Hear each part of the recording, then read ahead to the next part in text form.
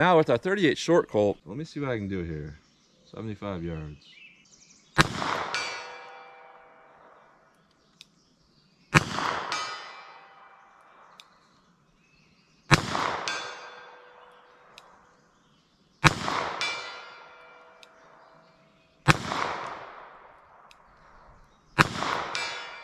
So even that right there really surprises me how accurate those can be.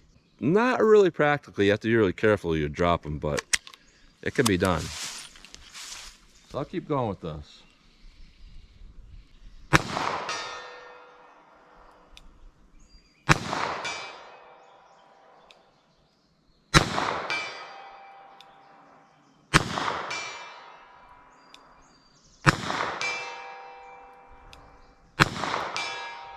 So I'm very surprised at how accurate something like that can be.